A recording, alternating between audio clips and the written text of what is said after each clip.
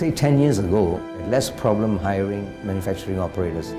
At this point of time, labour has become very critical. If we can actually train our local people, we will not have unemployment issues. Kemahiran akan menambah bilangan pekerja yang mahir di seluruh negara. TVET ini menjadi pilihan mungkin lebih baik daripada mereka yang memilih menjadi seorang graduan.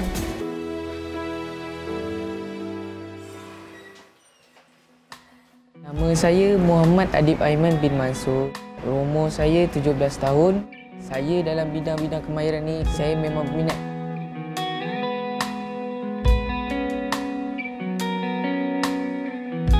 Sebab ayah saya memang suka buat kerja dekat rumah.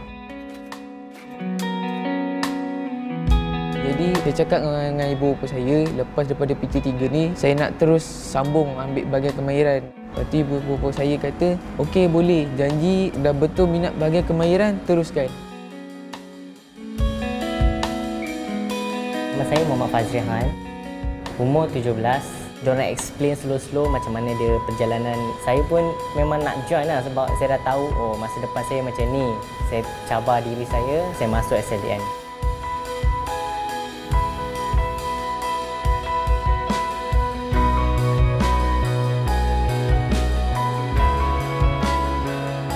Sekolah mungkin kita belajar basic, kat sini semua kita belajar. Kita dah tahu sikit ni, dapat benda baru. So kita dah dapat perubahan lah. Memang orang-orang kat sini pun cakap, mudanya awak. So saya cakap, memang muda tapi minat saya nak bekerja.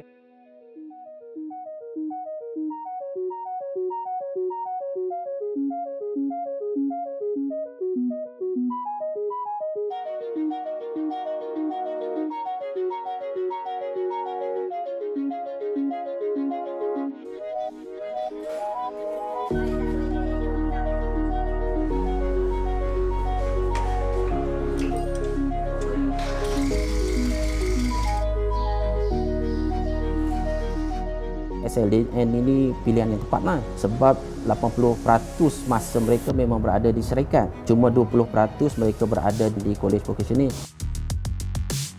Benda ini sangat bagus. Sebab habis 2 tahun, mereka akan dapat tahap 3 dan mereka akan diserapkan terus bekerja. Iaitu yang paling utama.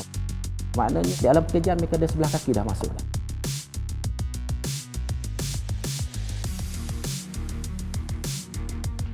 Bila ada program apprenticeship macam ni, saya tengok pelajar tu memang dia dah tahu apa kerja yang dia nak buat.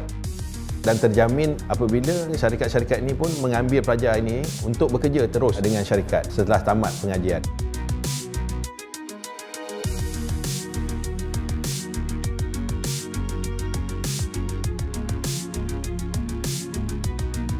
Firefighter is a very specialized industry. So in fact, we actually have difficulty in getting this type of workforce. We do not actually want to get into the dependency of foreign workers.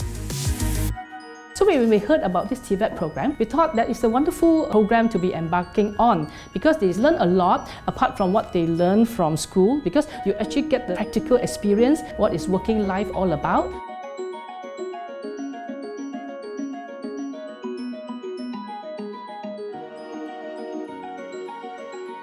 As far as TVET is involved, we feel that this is a reservoir for us to pull in skilled workers. It's easier for someone in that age gap to absorb rather than teaching an old dog new tricks. So it's making them more employable. So if we can actually train our local people to do it, it'll be wonderful. We will not have unemployment issues because we can actually get all our local people to work in our industries. Kalau kita tengok sistem pendidikan di Malaysia ini, dari segi kemahirannya tidak ada lain. Memang keluaran kolej vocational yang akan melanjutkan pelajaran lagi ke institusi kemahiran belia, awam, swasta yang lain. Mereka inilah yang akan mengisi ruang-ruang kerjaan yang ada di Malaysia ini.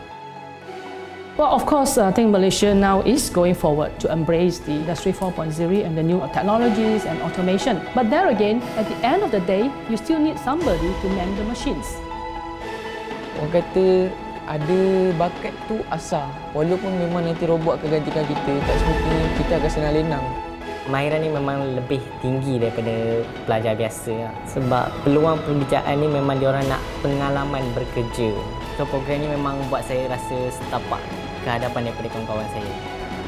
Kawan-kawan saya tu cuba merendahkan saya sebab saya masuk college vocational. Tapi dalam hati saya, sebab saya dah ambil ni, saya teruskan. Saya akan buktikan yang saya boleh buat. Ambil apa pun bahagian kemahiran ni boleh berjaya. Usaha, nak atau tak nak tu je.